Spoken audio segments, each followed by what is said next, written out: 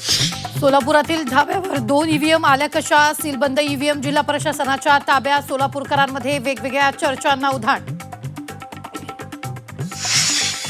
ठाकरेंच्या दबावामुळे भाजपनं मुंबईत मराठी महापौर दिला. रितू तावडेंच्या उमेदवारीवरून संजय राऊतांनी भाजपला डिवचलं.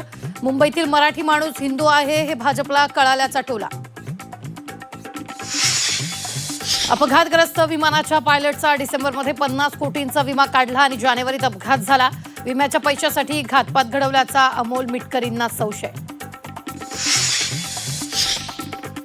विधान परिषदेच्या 9 जागांसाठी मे महिन्यात निवडणूक. उद्धव ठाकरे पुन्हा विधान परिषदेवर जाणार का याची उत्सुकता. महायुतीचे जास्तीत जास्त उमेदवार आमदार होणार.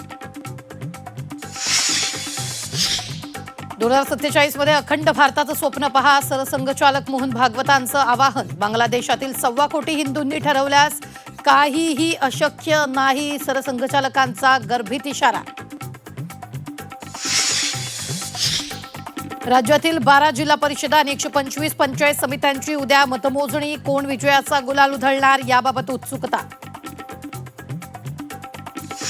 आमदार विलास भुमरेंच्या मुलाच्या हाताला शाई लावणं अधिकाऱ्यांना भोवलं. केंद्र प्रमुख दिलीप नरवडेंसह मतदान अधिकाऱ्यांचं निलंबन. छत्रपती संभाजीनगरच्या जिल्हाधिकाऱ्यांकडून कारवाई. आदिवासी वसतिगृहात निकृष्ट दर्जाचं जेवण. कंत्राटदारानं नेमले उपकंत्राटदार. आदिवासी विकास मंत्री अशोक उईकेंच्या जिल्ह्यात घोटाळा उघडकीस. नाशिक विमानतळ विस्तारीकरण प्रकल्पाचं आज भूमिपूजन. ओझर विमानतळाची एक्सक्लुझिव्ह दृश्य झी 24 तासवर.